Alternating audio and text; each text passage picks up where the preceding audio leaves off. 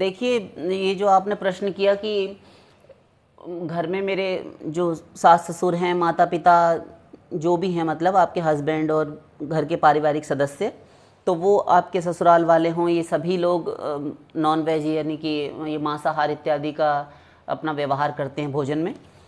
तो ये करते हैं, ठीक है, किंतु आप नहीं खाते और छोड़ना चाहती हैं और प्याज लहसुन तक आप बंद करना चाहती हैं, आप समझाती हैं किंतु वे नहीं मानते, तो ठीक है, कोई बात नहीं। भक्ति कोई हठ धर्मी का नाम नहीं है, और कोई जो कर रहा है उनको समझाना प्रेम से चाहिए, एक दो बार समझा सकते हैं, किंतु साधक को बार बार किसी से विवाद नहीं करना चाहिए। भक्ति मार्ग में विवाद करके ये जो है ना, ये बहुत अपराध होता है। क्योंकि जब एक बात देखिए, जब आप गुरु के निर्देशन में रहकर गुरु की आज्ञाओं की निरंतर अवमानना अवज्ञा कर रहे हैं, आज्ञा उल्लंघन कर रहे हैं, गुरु से प्राइवेसी रखते हैं, छल कपट करते रहते हैं, आप अपने गुरु की आज्ञा पालन नहीं करते, जिससे वास्तविक आपका कल्याण होने जा रहा है। फिर आप स्वयं इतनी निकृष्ट, इतनी निम्न श्रेणी में होकर सामने वाले से कैसे ये एक्सपेक्ट करते हैं, कैसे उम्मीद करते हैं, आशा रखते हैं कि ये भगवत विमुख है और हम इसको कुछ उपदेश करें तो ये मान जाए। आप अपने गुरु की भी बात नहीं मानते और इतने निम्न श्रेणी में गिरे होने के बाद आप सामने वाले को निम्न श्रेणी का मान रहे हैं और उसको समझाने चलते हैं, तो आपकी बात का क्या वजन होगा, क्या मूल्य होगा? वो मानेगा ही नहीं। और यत्किंचित मान भी जाए, उसके संस्कार अच्छे हैं, आपसे अच्छे हैं, तो आपके समझाने से वह तो मान जाए, उसका तो लाभ हो जाएगा। और कोई ऐसा है कि घोर दुष्ट है, दुष्ट तर्क करने वाला है, तर्क वितर्क कुतर्क करने वाला है, तब फिर आपको गुस्सा आ जाएगा, क्योंकि आप मायाबद्ध हैं। गुस्सा आएगा तब फिर वहाँ विवाद खड़ा हो जाएगा, और भक्ति मार्ग में जहाँ विवाद हुआ, भक्ति महादेवी चल देती है या शांति फैलाता है, छोड़ो इसको। फिर तो जो आप गुरु की बात नहीं मान रहे, फिर आप कैसे उम्मीद करते हैं कि साधारण मनुष्य, आप निम्न कोटि में हैं, आपकी बात कोई साधारण मनुष्य मान ले? नहीं। तो समझाने के प्रयत्न में नहीं पड़ना चाहिए। और ये नियम है कि सठ सुधर ही सतसंगति पाई, पारस परस कुधातु सुहाई। लोहा होता है ना, पारस मणि के स्पर्श मात्र से स्वर्ण बन जाता है। तो दुष्ट लोग भी सत्संग पाकर सुधर जाते हैं।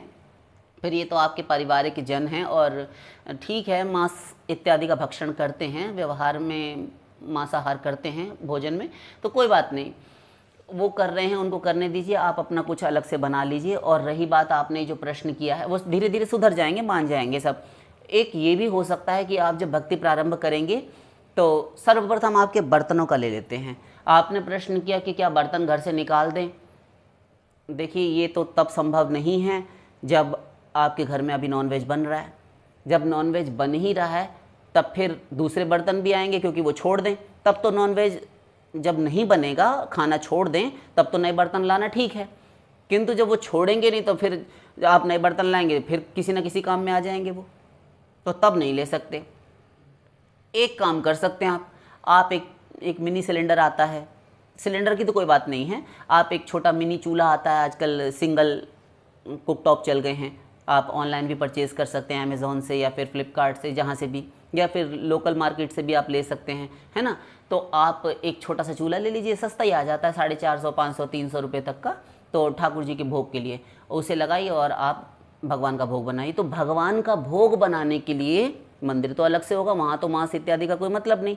तो आप एक आध कढ़ाई और जो भी कुछ है बर्तन ऐसे ले लीजिए, एक थाल, एक दो कटोरी, स्पून्स, चम्मच, एक छोटा गिलास, भगवान को जल ऑफर करने के लिए। ये 5, 6, 7, 8, 10 बर्तन खरीद लीजिए, 400, 500, 600 रुपये के आ जाएंगे, है ना। तो भगवान का भोग लगा के उनको निवेदन कर दिया, और उस चूल्हे को अलग रखिए। उसमें कोई वेट भी नहीं होता, लाइट वेट होता है। ऐसा कर सकते हैं भक्ति करने के लिए। फिर आपको इतना तो करना पड़ेगा, और एक बार का है, सब दिन का आराम है। ये कर लीजिए।